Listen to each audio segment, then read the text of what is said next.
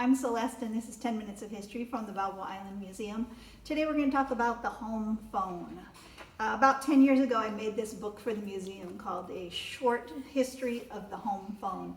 And this was really fun to make. I knew a lot of it, but I also learned some things too, so I hope you do too. The first thing we're going to talk about is the phone in Newport Beach. So in 1907, we got our first telephone operator. And it came from this very early pioneer family of Newport Beach, the Sharp and Salter family. Ethel Sharp, this little girl right here in the middle, is going to end up being the very first telephone operator in Newport Beach. And at that time, Newport Beach is solely the Newport Pier area, the wharf area that McFadden had made. So they set up a switchboard. There's 30 phones that are on the first contract for the company. And they set up this switchboard in Nancy Tillett's store, which is also run by Ethel Sharp. And so they run that switchboard there in 1907. And this would be the type of phone where there was no dial on the phone. It might have been a wall phone, and you just picked it up and talked to the operator. And I'll talk about that again in a minute. So in 1913, it gets too big and they move this to Hugh and Sadie McMillan's store, also over at the pier, and they run the switchboard from there. Now the difference between being in Nancy Tillett's store and the McMillan store is the McMillan store is bigger and it's busier. So if you went in there to make a call because you didn't have a phone, you might have to wait for them to sell their groceries. If they're waiting on someone, you couldn't just come in and immediately use the phone because they had to run the switchboard for you. The switchboard had one line to Santa Ana.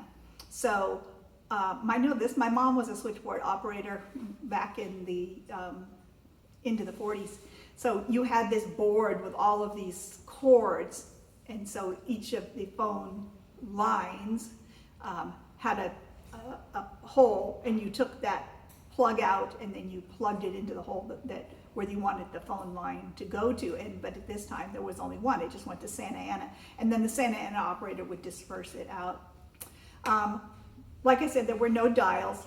You talked to the operator, and just a social thing that happened at that time was that it wasn't a quick process unless it was an emergency, because the operator always wanted to talk to you. Of course, if there were only 50 people in town, you knew the operator. And so when you called and said, hey Ethel, can you plug me into, she'd say, well, how are you? And how are the kids? And how's everything going? And she would want to chat with you because her job wasn't that busy when there weren't that many phones in town. And so it was that way up through World War II. We have some things in our archives about people talking about servicemen calling home from the war, but they would have to have a full conversation with the operator that they had gone to school with before they could be plugged into their home. So it was just kind of a nice thing that happened back in the day. About 1920, they came out with this candlestick phone. And initially it did not have a dial, but it would be a phone that you could set on the desk in your house. And they actually made desks with little chairs that were actually made for telephones. Later in, 1927, they come out with the candlestick phone with a headset on it. I don't have a picture of that here, but that allowed you, with the candlestick phone, you picked up the candlestick, unless you wanted to bend down to the table, but you picked up the candlestick and then you had the receiver in your hand, so both your hands were full. When they come out with the headset in 27, then you could actually you didn't have to hold the candlestick anymore. You could set that on down and hold the handset, and you could write with a pencil at the same time, or do something else with this other hand, so it freed your hand up.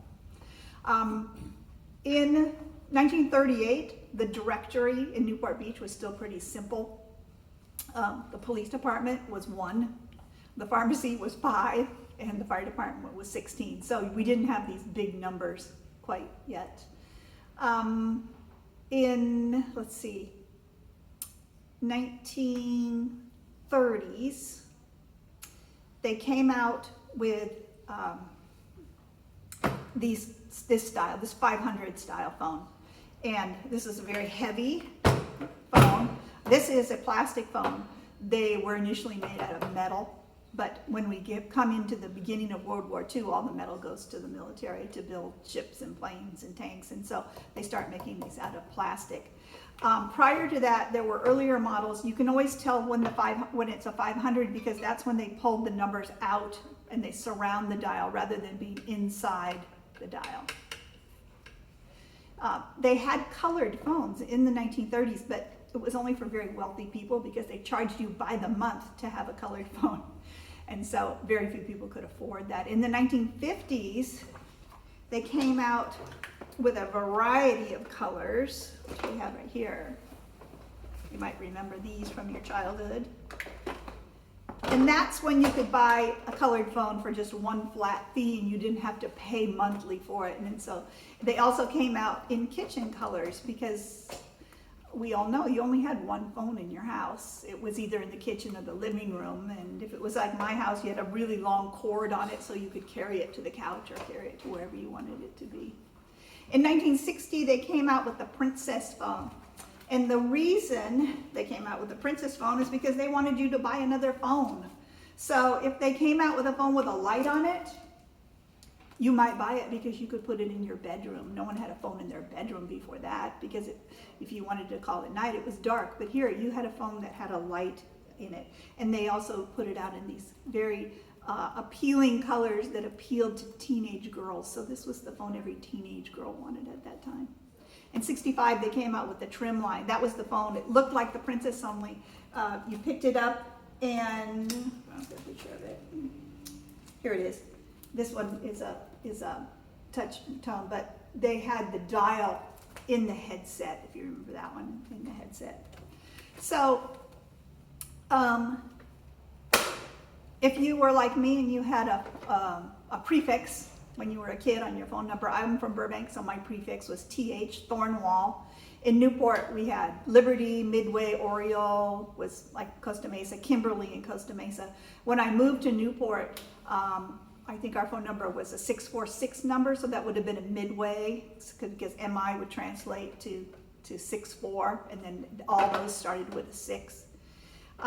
When I was in Burbank, of course, I put my phone number on everything I owned. Here's my first baseball glove with my phone number right there, and it says TH, because our prefix was Thornwall.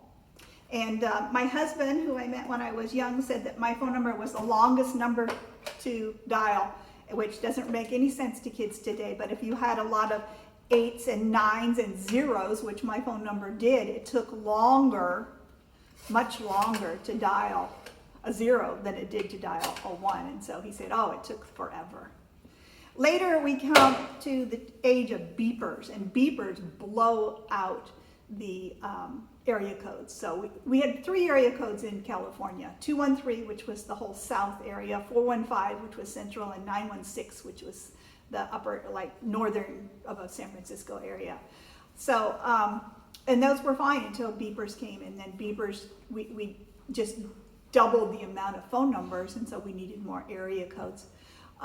If you noticed, all of those California area codes had a 1 in the center. If you were in a state that initially the area code that the state had more than 1 area code, it always had a 1 in the center. If you were from a state like Arizona that only had 1 area code in the entire state, there would be a 0 in the middle. So that's how we got our prefixes and our beepers.